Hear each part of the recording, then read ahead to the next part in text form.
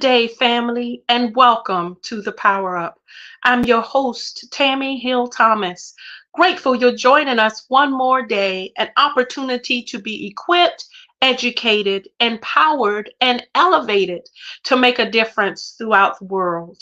Let's get started with Inside the News. We start today by mentioning the thousands of children who are being impacted by the war in Israel and Gaza. From the earliest days of the unprecedented hostilities in the Gaza Strip, many agencies have done their best to try to help with the immediate humanitarian crisis. The ceasefire and the aid that needs to go forward has yet to happen, and children are being abducted by the thousands and sadly killed. There are more graves right now for children who are dying first by the dozens, then the hundreds, and now the thousands. It's elevated and astounding alarm. UNICEF, who is an advocate worldwide, is continuing to report that more than 3,450 children were killed by strangulation. And sadly, the staggering numbers every day of how many young children are lost needs to be elevated as a worldwide crisis. The war is not just for that region, but definitely for the families impacted that we need to be aware of. The threats of children go beyond bombs and mortars, but the threats to children include their water and the trauma and the nourishment that they need. More than 1 million children of Gaza also have experienced deaths at an infancy rate. Dehydration because of the growing threats. How can you make a difference? Tap into unicef.org. UNICEF is a pioneer in how they not just report on statistics, give us real-time information, but share how you can help. Getting safe drinking water, just the necessities of life, is their push, and they need your help. Consider what you can do to make a difference. And then, have you noticed how discussions of wars and crises traumatize children around the world? What have you done to consider how children in our homes might be processing war and conflict? We want to share a few tips with you because children matter. Consider first, as you speak with the children around you, find out what they know. Find out how they feel. You can choose a time and place that brings them comfort. Maybe while they're playing, maybe not where it's so abrupt, but when they're in a comfortable space. But knowing where they are mentally is truly important. Also, make sure that when you speak to them, it's in a calm and age-appropriate manner. War is horrible in itself. But children surf the internet. Their friends are talking about it in school at the lunch table. So at home, we need to address it. Consider how, in an age-appropriate way, you can help them safely process any distress. Also, reassuring them becomes one of the most important ways to not only gain where they are, but to help with the compassion and removing any stigmas.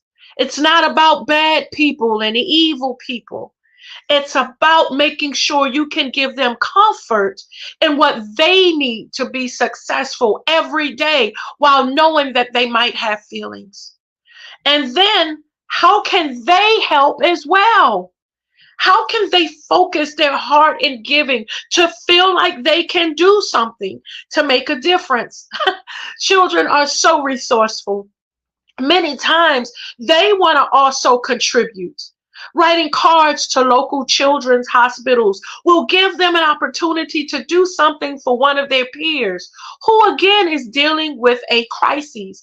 Might not be overseas, but something they can tangibly touch to help them process, to have an act of courage and kindness. We all have to deal with wars.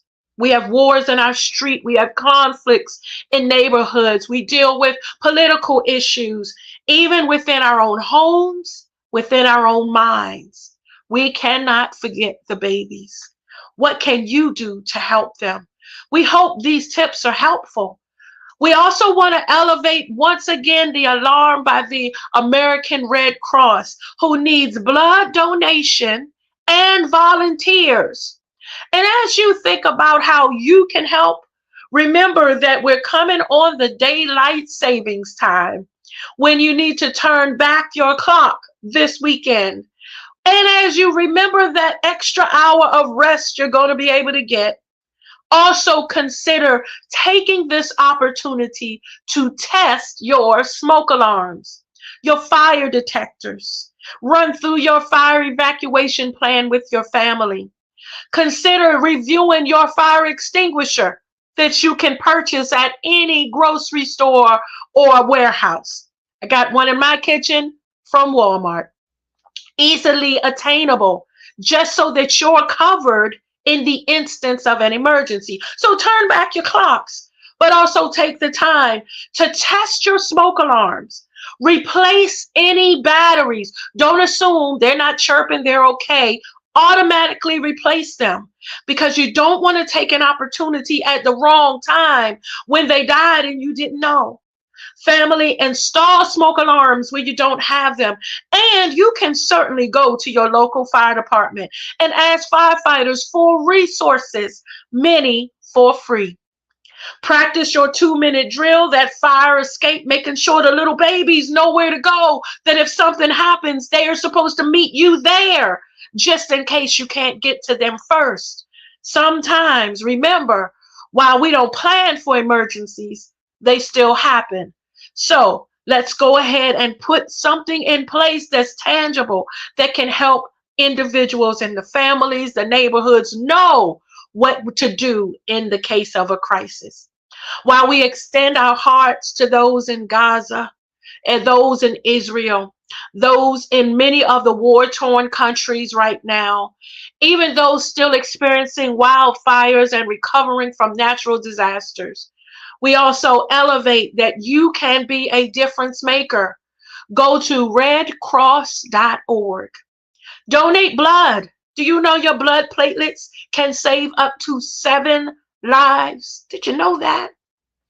Just from you donating can save babies, individuals who may have been impacted by car accidents, maybe their mom giving birth. You never know how a veteran or a senior can be in need, and your blood that's the match can help save a life. Also, remember, Red Cross is in need of volunteers to step up and help in those times of crisis. redcross.org. Family, we're excited to bring you more content and a very special guest. So stay tuned. There is more after this. What's up, family? It's your girl, Terry Y. Hicks of the amazing Fab Five, and I am here to tell you to tune into the Empowerment Morning Show Monday through Friday, 7 a.m. Eastern Standard Time, right here on the WIN Network. Hey everybody, this is Regina Hutt, the wellness practitioner on Empowered Mornings. We'd like to invite you every Wednesday night, 8 p.m., uniquely and gorgeous, to keep your mind locked and loaded on WIN Network.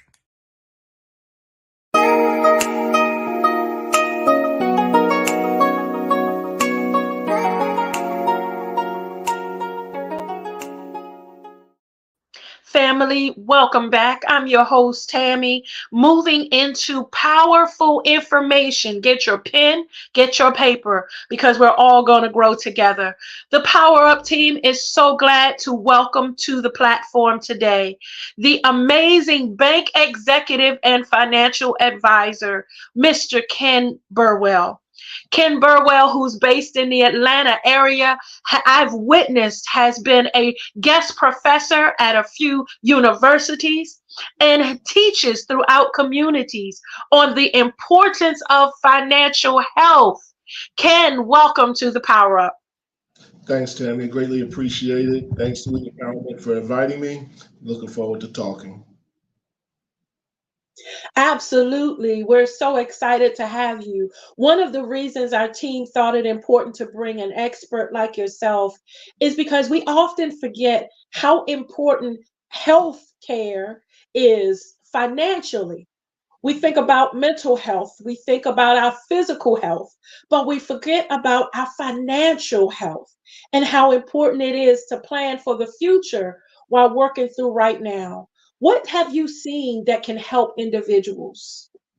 Well, one of the things I'm going to piggyback on the conversation that you started earlier, talking about the children in the world, the children in the war-torn areas, the children in our own homes. They need to know a little bit about what's going on in our financial lives.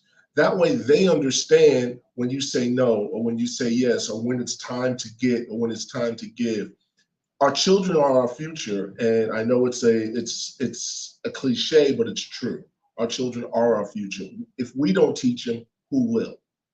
So growing up, I've realized that financial conversations are not had around the table in neighborhoods that look like ours. They should. Your child should understand. Maybe they don't know the details about how much you make or how much you spend or what each bill is, but they need to understand that you work, you have to pay bills, and while you're paying bills, this is the reasons why we can and we cannot have certain things. That will get them into the habits of saying, "Ooh, mommy, daddy, these things are going on. I understand," or "How can I help?" These are the things that in my time in banking I've understood where families say, "Hey, we're doing more conversation around budgeting. We're doing more family conversation around what we can do and what we can't do." And the understanding the amount and what's going on will do a whole lot in a child's life.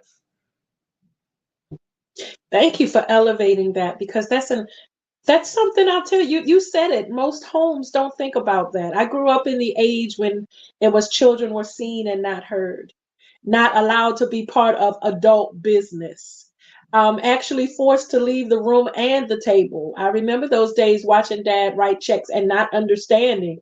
So thank you for elevating that because it does start with our generations to come. I want to ask, you are such a real community advocate. You've been a commissioner. You are certainly have so many different executive leadership skills that you share. And yet you use the opportunity to sit one-on-one with anybody who just wants advice. Where do you recommend that families start to seek financial advice? Well, I do recommend a relationship with a bank. Whoever you bank with, I understand we're in the era of technology, online banking. Hey, I don't need to go into a branch. I can do everything on my phone. That's important, yes, because that's more convenient. But for conversations, talk to a banker. If you wanted to make the best cake in the world, you wouldn't go to a mechanic. You would go to a baker. So why would you think that just clicking on a button will give you some answers to questions that you might have, and not only answers to questions that you might have, questions that you don't even know that you know about. A banker generally does this every day, and they've spoken to folks day in and day out, and they've experienced lots of things that you might not be aware of. So speaking to a bank, your local bank, walking in and saying, "Hey, I want to open an account. I've opened an account with you. I've been banking with you for, 5 years, 8 years, or whatever. I keep doing the same thing, but looking for a different result. So let's have this conversation on how I can better, use the resources that the bank has that are available to me because I am a member of the bank, and to get myself in a financial wellness position." Financial wellness. Can I ask, is it possible at any level? Is it really as simple as $20 savings? Or is it what people fear that you can only have financial wellness debt free if you have a lot of money? Financial wellness is where you're at.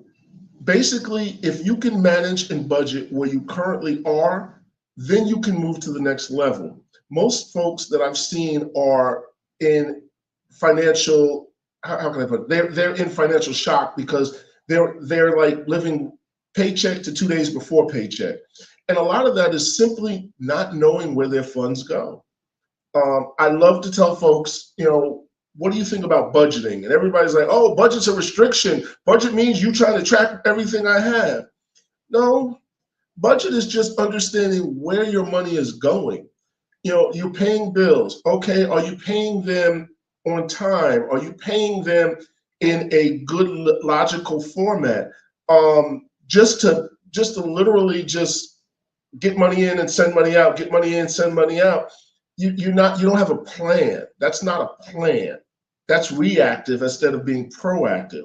Proactive is understanding, okay, here's my 10 bills. Here's my income. If I do this, this is what I have left. Now with what I have left, how do I maximize that for the month? Once you get that, then you can understand, okay, I could put $15 a month away. Understand, $15 a month over the course of a year is $180. Doesn't sound like much. Do that over 10 years, it's $1,800 that you did not literally know you were going to have. So it's again, little at a time, small changes, and just changing financial habits. Ooh, there's that word, habits. The one that no one wants to say. The same. You want to lose that 50 pounds, got to change your eating habits. But again, this conversation is so important because many are recovering after the pandemic. Many have lost businesses and they're starting over or are living now with parents again that they were on their own, lost homes, lost savings. What are some of the initial tips that you have shared with folks who have been experiencing a financial crisis? Well, you did touch on a thing after the pandemic, folks have changed. I've noticed a lot of folks going into entrepreneurship since the pandemic. It's opened up a whole new way of earning money. On a lot of online stores, a lot of online retailers. But if you have a traditional 9 to 5, and let's say you did move back home with parents, now your expenses could be down. But now, have you gotten the family together to understand what money is here and what we have to use? Cost of housing has gone up a lot in the past 5 years. Just had a conversation with one of my mortgage reps. Programs are out there now for folks, first-time home buyers in low to moderate income areas. They're out there. Resources are available, but if you don't ask, no one will ever tell you. You have to ask the questions. Okay. I love these deep conversations with you because you make it so digestible where everybody can eat, where everybody can do just a little bit and see progress. Okay, so the start is to walk into a bank and meet with a financial advisor. The start sounds like to be open and honest and accepting that there might be some changes and habits that need to shift. And if we start today, I'm hearing that in a year, we should automatically see a change. If we are diligent in what has been laid out. Again, understanding, like you said, with the workout.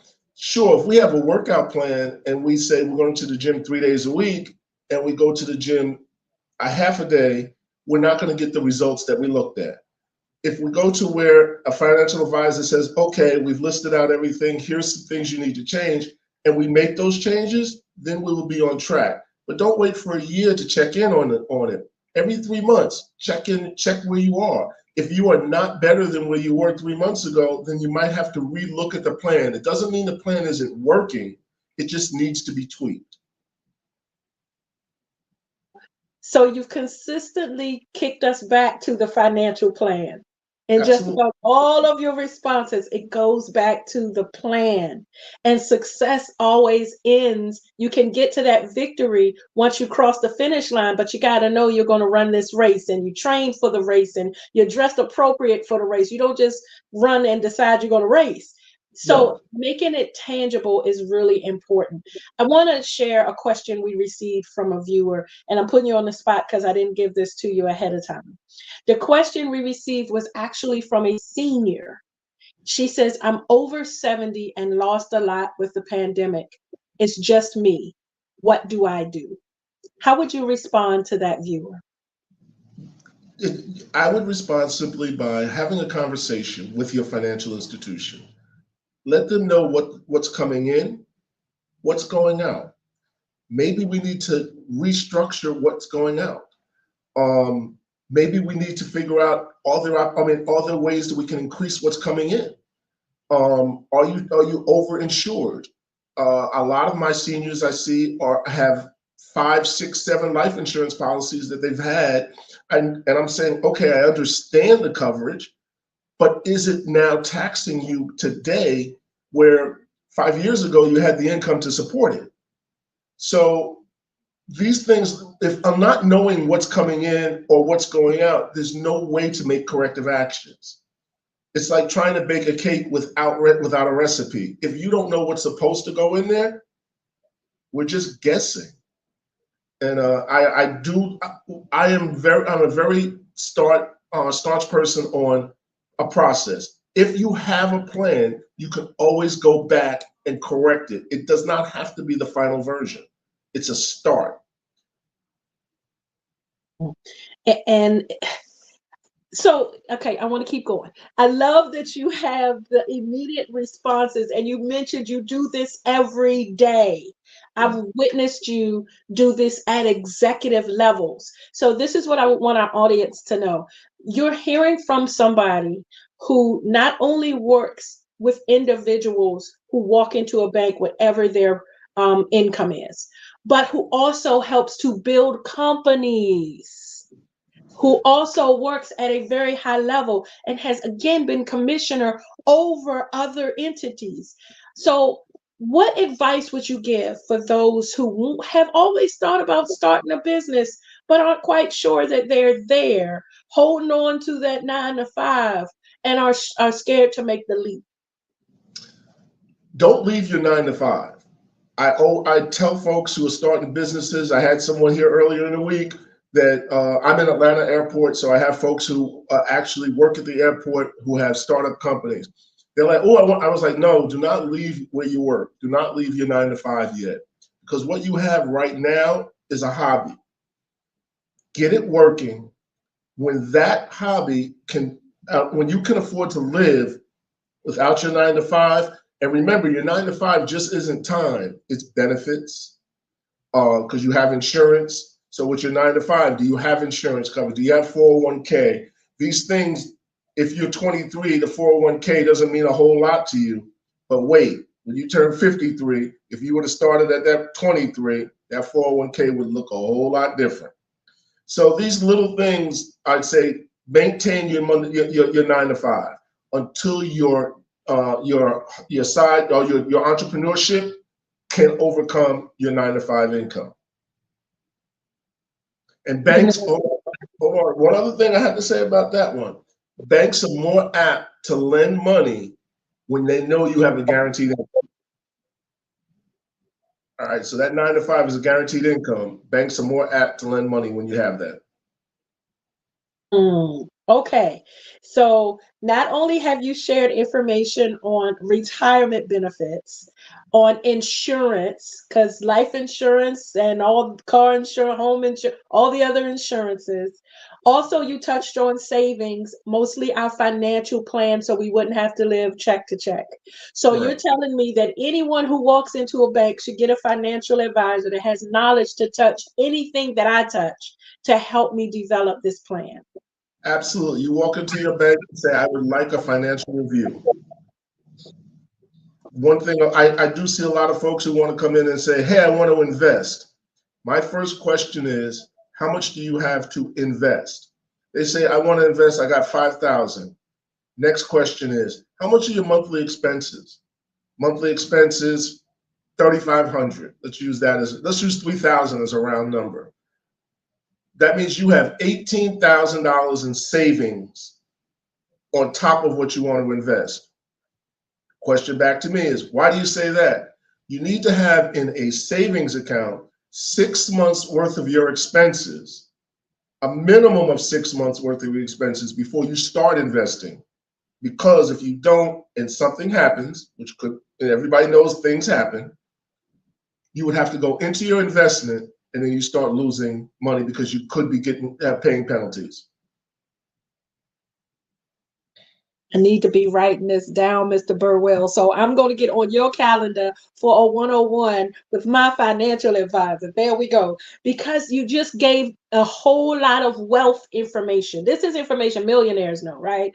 Yeah. That if you start with 6 months of expenses before you talk about investing. Wow, thank you for sharing that tip. Okay, so before we lose you, and we're certainly going to have you come back. You agreed to work with the Power Up as one of our financial correspondents, and we thank you for that. I do want to also touch on the fact that you're the type of guy who does a lot of community work. You do, outside of finances, you're a giver, you're a big philanthropist globally, including how you impact the youth. And those who are seniors. We do have folks who struggle after the pandemic and loss and financially. There's been a lot of death, individuals who lost jobs. They were on for 20 years thinking they were going to retire from it and lost benefits, retirement, everything. Speak to the folks who might just need some encouragement or to hear from you, the man who cares about the community.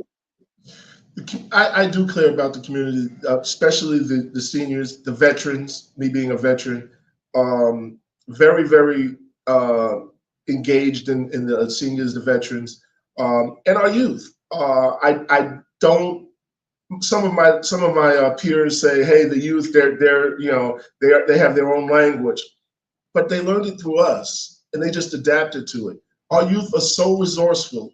They're so creative.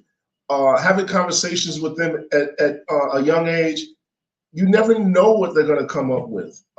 They say that the country in 20 years is going to be different than it is today. These youths that are teenagers will be our workforce in 20 years. So if we need to have the conversation with them, and a lot of the organizations that I belong to, that's my focus. Let's get into the youth. Seniors we're taking care of as well. And of course, my military folks. Mr. Burwells, we're so honored that you're joining us today. I do thank you for your service, absolutely, for the work you do across the country, across Atlanta, and for sharing your heart. How can folks reach out to you, or should they just walk into a local bank? And that's the advice.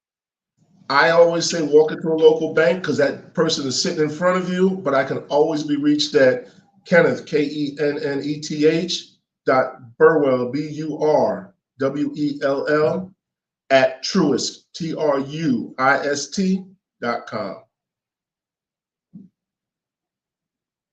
Awesome. Also on social media as Kenneth Burwell Family. Truist Bank is certainly amazing in the work that they're doing in the community. They elevate a lot of small businesses as well. So if you have an idea about starting a business, if you're just tired of struggling check to check and want to develop a financial plan, how about if you want to live well? I was telling someone the other day, Ken, I said, we get so caught up on just existing and forget to live and enjoy this life we have, that if you want to travel the world, go travel. It just costs money. And a financial advisor can help with that as well. Mr. Burwell, thank you so much for joining us today, sharing your expertise and your heart. Family, stay tuned. There's more after this.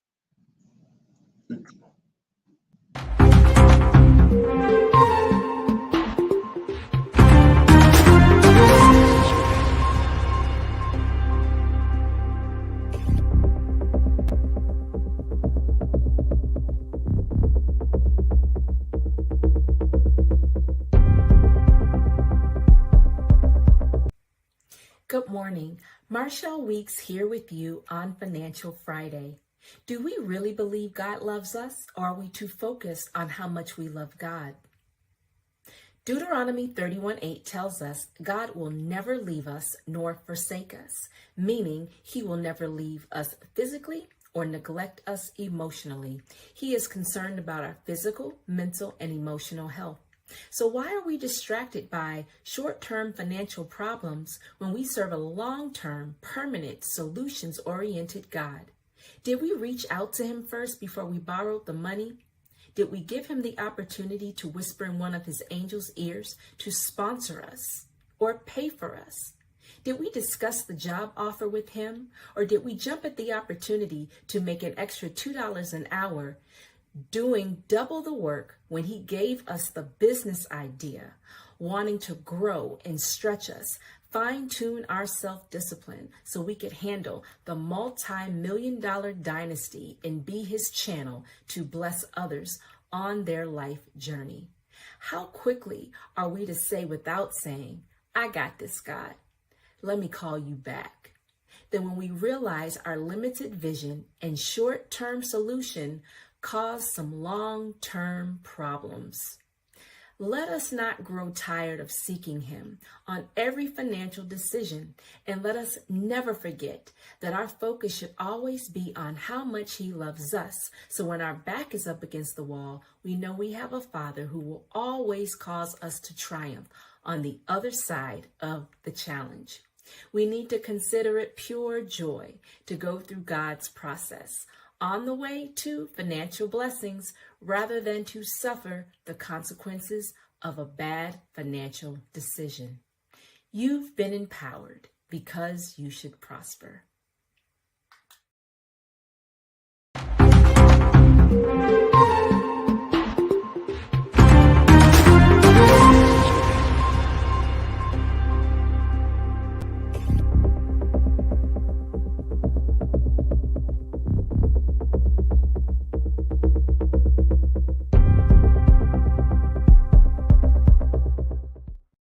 Welcome back, family. This is Tami, and this is National Native American Heritage Month. We want to take this opportunity to recognize American history that includes those Native Americans who were part of this land, owned this land, established this land before any Americans arrived. We honor and celebrate the rich history and culture and contributions of Native Americans to our society.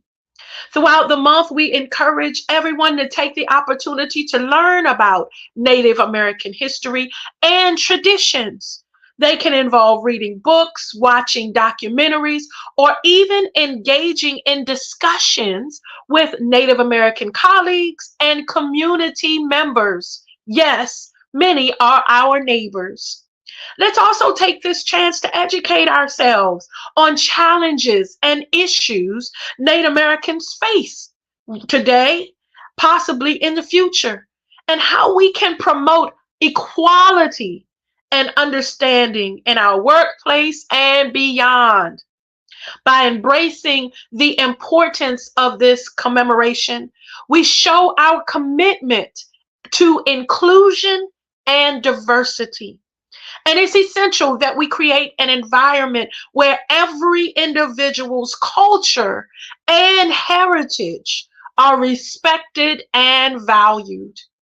Everyone should ensure that whatever you touch, everyone's feelings are seen, heard, and appreciated. Remember, we're better together from our differences than our division. So during National Native American Heritage Month, we learn how to grow as we embrace each other.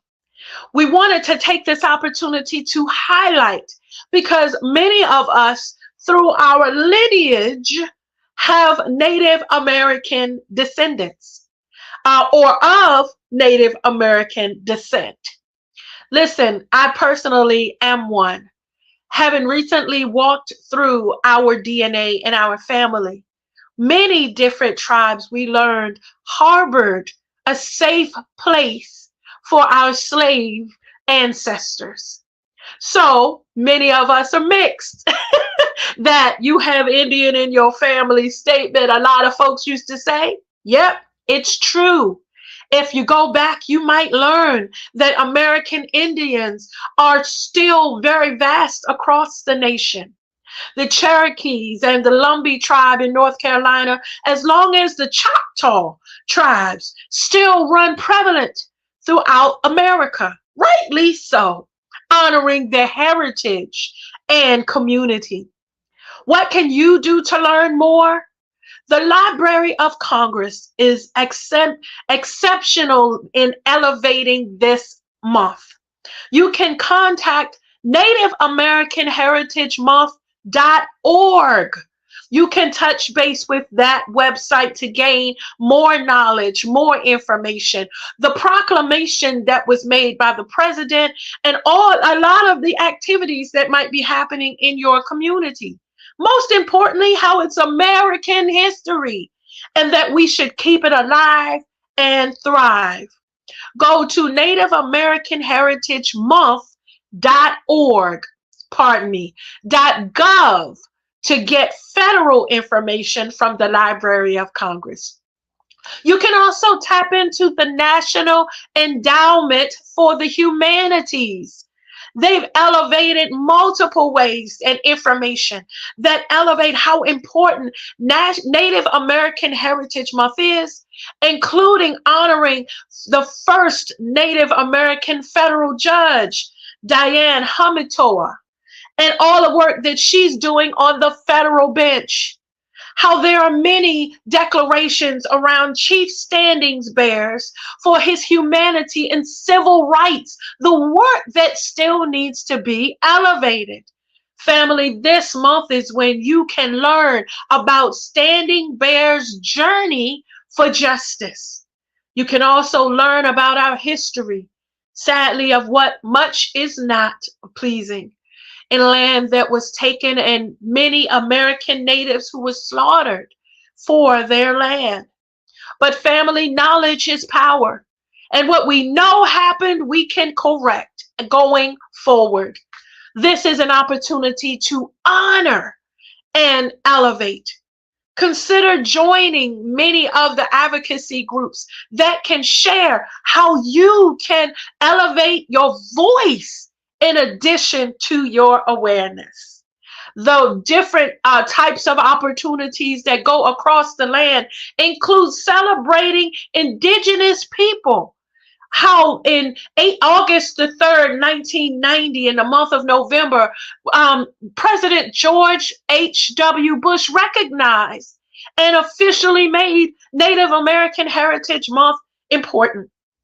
Federally, it's one thing for a community to stand.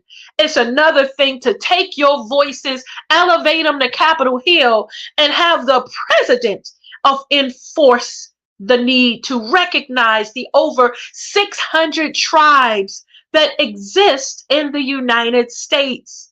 Each tribe has its own unique culture, language, foods, dances, songs, stories, beliefs, and each nation has its own sovereignty, unlike the inaccurate portrayal of Native people by the media. Get educated and learn. Did you know that North Carolina is home to at least 8 tribes? Did you know that there's recognition acts that help protect their right, that help acknowledge the land that they use and own? Family, so many ways you can be recognized. You can be a voice. You can help students and organizations on campuses be enlightened, even in local schools. National American Heritage Month. A great opportunity to learn something about your neighbor. Just because they're different, to me, opens the door to educate and let me know what we can do as a society to embrace your culture and be better together. Family, there are Native American student associations across many of the United States colleges. There are American Indian Sciences and Engineering societies and programs that honor Native American students, their tribal heritage, and the pride they bring. We're so grateful at the Power Up to take this opportunity to highlight the many, many accomplishments of our Native American heritage. I recommend, even implore, that you look at your DNA and your descendants, learn about yourself, where you come from, and then take pride in the fact that you not only are of descendant of somebody, but you get to carry that information forward. This month gives Americans dedicated time to consider the importance of contributions made by Indigenous people, to honor their histories, their struggles, and still acknowledge what they might face today. Native Americans have been confronted with discrimination and hardship since the Europeans first stepped on their land. And it remains a nationwide opportunity for observation, to elevate voting rights, and to address economic obstacles. You have the opportunity to make a difference, to elevate your awareness to those around you so that the fight continues. The young folks know what's going on so that as they grow older, they continue to educate generations and to care. The Library of Congress, once again, directs you to National American Heritage Month, Native American Heritage Month.gov, where you can get real-time resources. And also consider the National Endowment for the Humanities, NEH.gov. We're all better together, differences and all, because remember, it's just the skin and our experiences that make us different. But inside, under the skin, we all have the same hearts, the same blood. We just need each other to survive. Family, we hope this information was helpful as we honor our Native Americans' contribution to the American history. Stay tuned. We're going into our wrap up. There's more after this. Hi guys, it's Tina Wynn, your host of the podcast You See Me. I want you guys to stay encouraged, continue to come out and see me, and most importantly, see yourselves. Remember, the only way that you can truly enjoy life is to see other people so that you can enjoy the beauty of seeing yourself. Come join me Saturdays at 4 on the We Empowered Network. Thank you.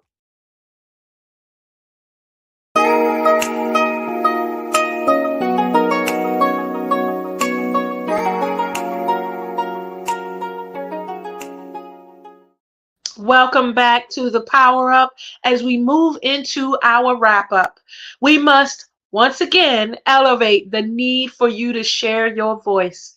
Family, we're still facing a potential lapse in government funding, a government shutdown. Your voices matter because you voted and put those who represent the nation into Congress. How can you help make your anger heard, elevate the need to not shut down parks, to make sure our military is funded, to help ensure that our senior programs and those for the youth continue to be funded? We ask that you reach out to your senators, your congressmen, those you stood in line to cast a ballot to put into office. Elevate, call them, contact them, and let them know it's not okay. Go to senate.gov and you can find your senator in your area and their contact information. Did you know you can also go to house.gov to locate your representative in the House of Representatives. Both of those websites will help you identify who in your district, who is the one you need to write to or call or advocate to so that federal funding can continue.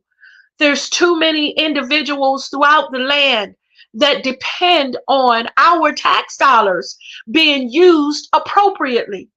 Federal funding goes to support Meals on Wheels, goes to support after school programs, goes to support fixing construction throughout our highways and byways. Also goes to help with grant money for nonprofits, even our hospitals that are often federally funded.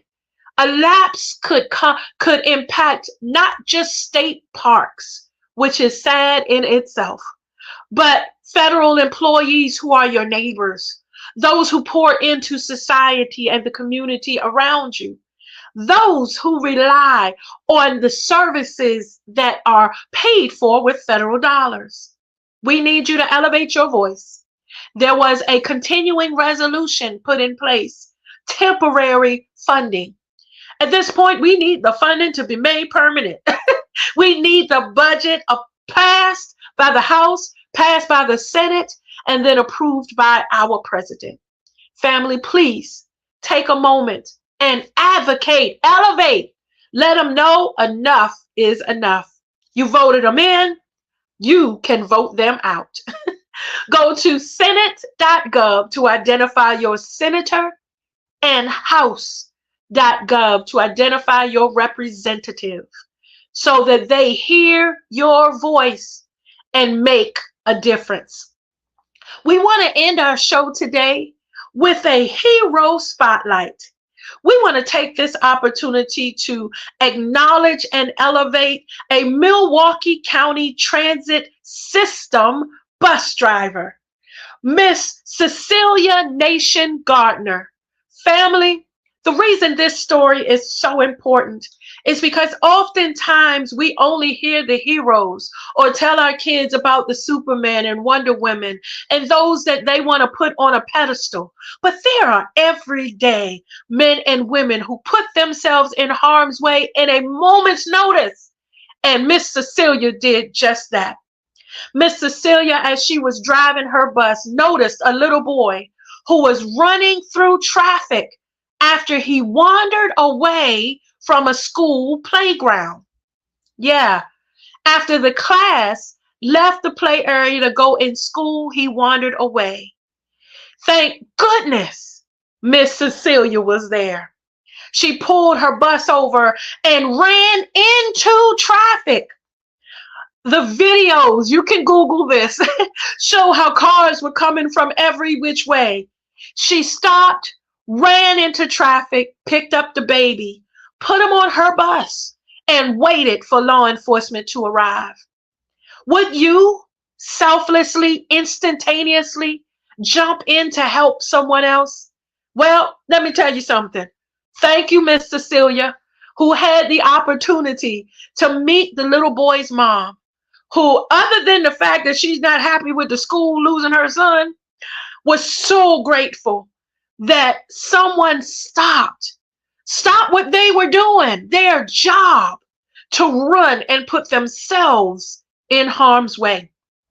Sadly, not only could the boy have been hit, but Miss Cecilia, for real, for 2 minutes journey into and out of traffic to get this little boy.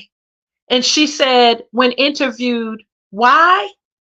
She said, I ended up leaving my layover 2 minutes later than usual.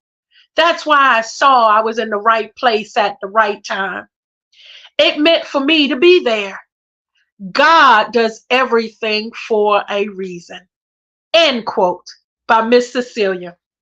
Family, you are a superhero. You make a difference to those you may never meet. Sometimes your positive energy will rub off on somebody that changes their whole day. You know, I used to walk around and say, I'm not saying good morning to people because they don't say good morning back.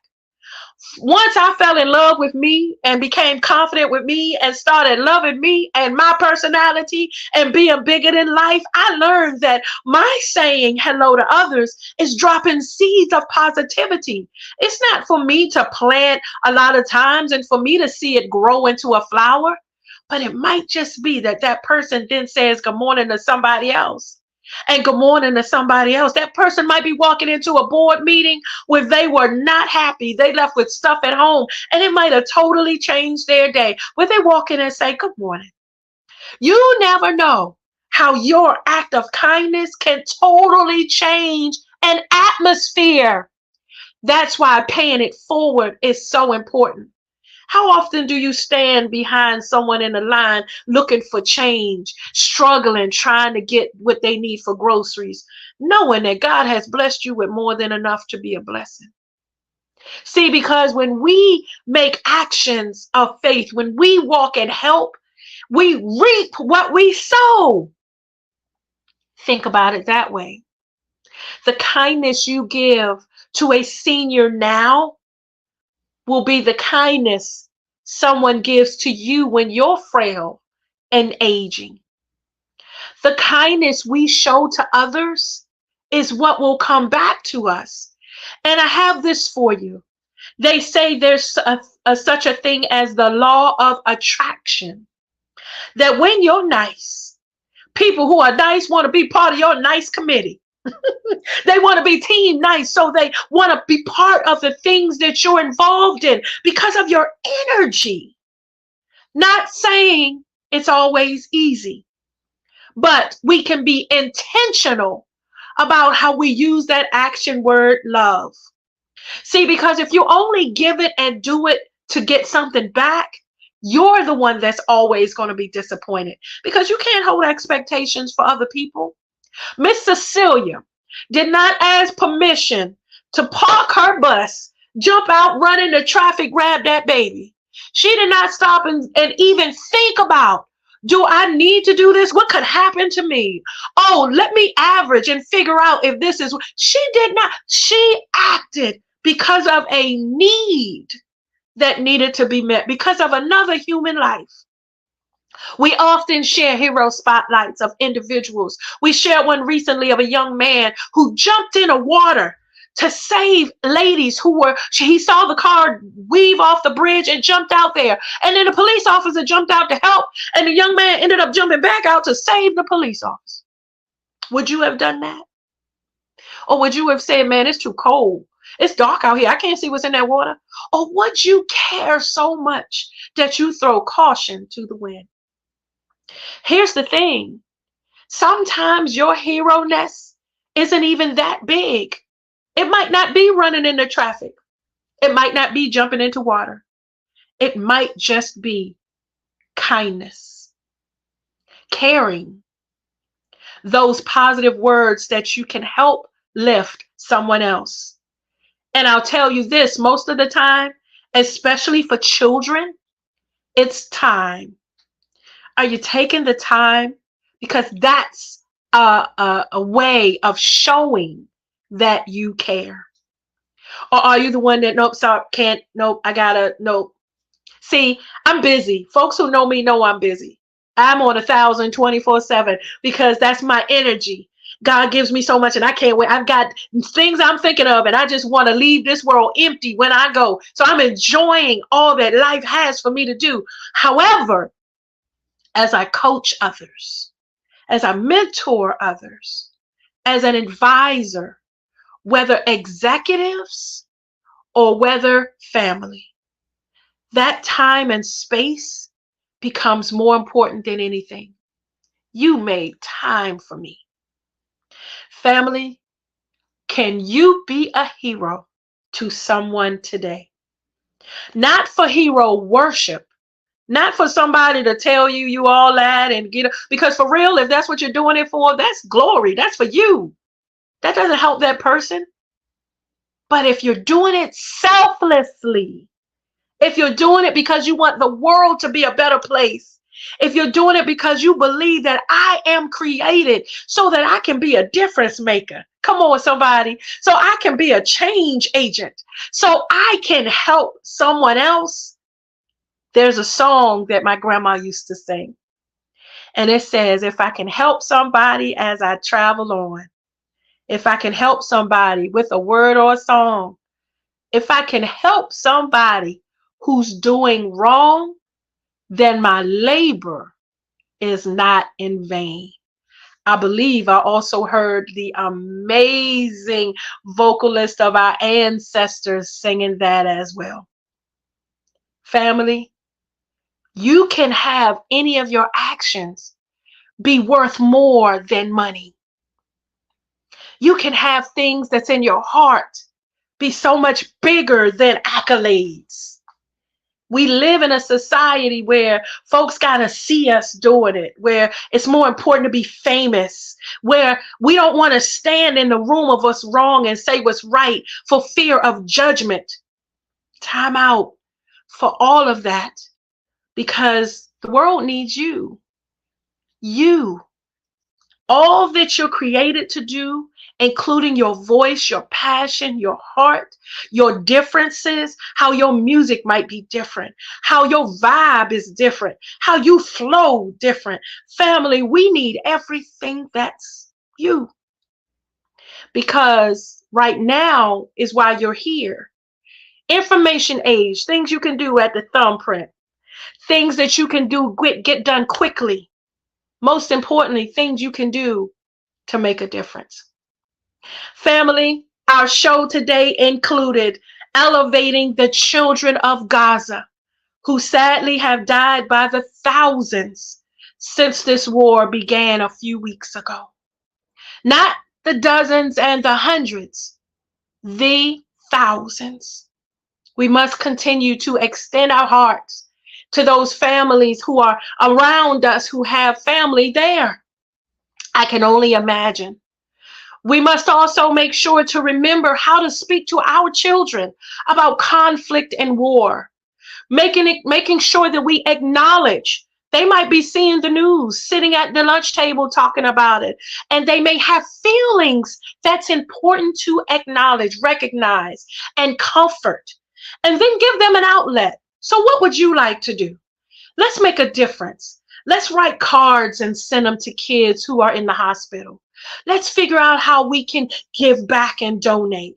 Would that help you? How can we acknowledge where they are, converse on their level, age appropriate, acknowledging their space, and then giving them comfort and an action to go forward with? Remember also that the American Red Cross continues to put out the need for volunteers and blood donors. If you're looking for some amazing way to be a hero, there you go. All you have to do is lay on a table and extend your arm. You can save 7 lives just from your blood platelets. Family, consider what you can do, not making excuses for what you can't. Remember to turn back your clocks. Also, remember to change the batteries in your smoke detectors. Important that you have your fire plan. We also had the opportunity to share our space with the amazing Ken Burwell, a bank executive and financial advisor, who shared financial well-being starts with a plan.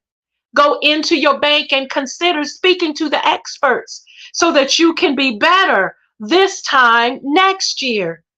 Thank you, Ken, who you will all see again. And then we went to acknowledge Native American Heritage Month.